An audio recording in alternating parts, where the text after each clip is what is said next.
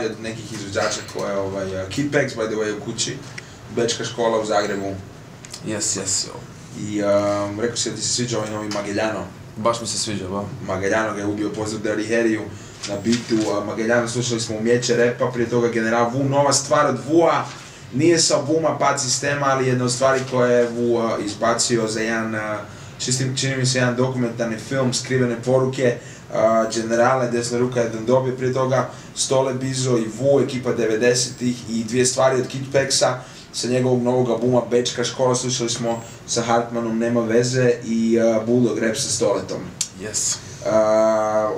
Osim Stoleta i Hartmana, ko još od naših ljudi surađivao na Bečkoj školi?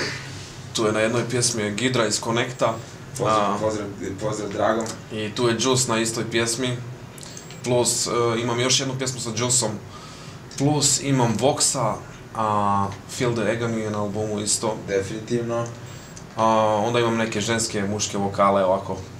Pjevače i pjevačice iz Austrije, iz Gradišće, gradišćanski Hrvati. Bečka škola Balkanski smjer. A to je balkanski smjer Bečke škole, to je Bečka škola 2014. Na vaš način. Da, jer se Beč dosta promijenio, a to sam i sam vidio. Kakav je tipični Balkanac u Beču, kako se ponaša tipični Bulldog u Beču? Pa još gore od tipičnog Balkanca sa Balkana. Jer je? Je, da. Nasjećena janjetinu na svakom koraku. Baš to, da.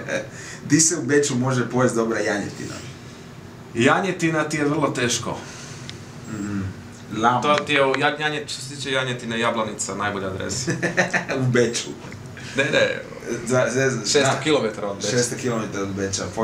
Pozdrav svim janjičarima, domaćim janjičarima, ljubiteljima janjetine. Ali u Beču se dobro jede. Jede se dobro, da. Royal Grill, kao Otto restoran. Ti si isto dobio neki uvid u to. Nekoliko kila u Beču ekstra. Mi smo bili sa Pecom na se odvoju u onaj njegov restoran. To je negdje u 15. bicikliku neki austrijski restoran bio. Da, bilo je dobro. Isto znaš, koliko si to roknuo stvari? 20, ali snimio sam se ukupno 50 pjesama u zadnje 2 godine. Dovoci. I 20... Ti snimaš, imaš neki studio ili doma radiš?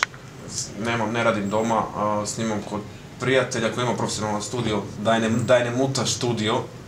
Njegove mame studio? Da, Dajne Muta Records je bio label ranije, gdje sam isto bio pod ugovorom u Austriji. I tu je ostao je studio.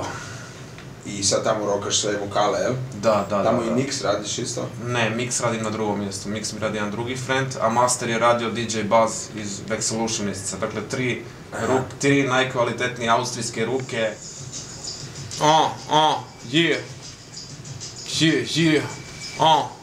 Kitpex, man. Bečka škola, man. Slušaš tatu rap'n'rolla, provjerena roba. Ja nisam reper danas, ja sam reper do groba. U mozgu je stiha, pred očima lova. Gdje nema ambicije, nema ni snova. Pa hoću Keško, Clooney, Rooney, Messi, Ronaldo. Hoću vilu gdje ću ševit Nelly, Furtado. Maksimum, pronto na konto, ko Il Bill.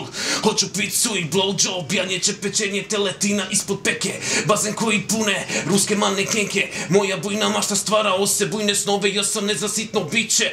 Simpson, Homer, most underrated, Balkan repartis, moj nastup je luksus, tvoj nastup je gratis. Prošla su vremena kad smo molili za pivo, ono što ti imaš danas, ja prekjučer sam imao Fat Philly, Kitpex.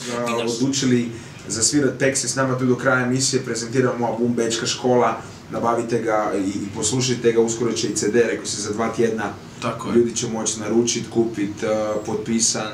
Ti radiš, imaš svoju liniju garderobe u suradnji sa Miranom iz Sarajeva, reci nešto o tome momenta. To ti je dvojezična garderoba, zove se Vin Ojda, Beč Ojda, s time da je Ojda ono u stilu stari ili brate, Vin brate, Beč brate, Vin, stari, Beč stari. Imam i ja jednu Bordeaux majicu. Bordeaux. To radiš sa Miranom iz Revolta s njim. Tako je, da, s njima radimo godinama. Imaš dobru kampanju gore, vidim da puno ljudi fura tvoje stvari.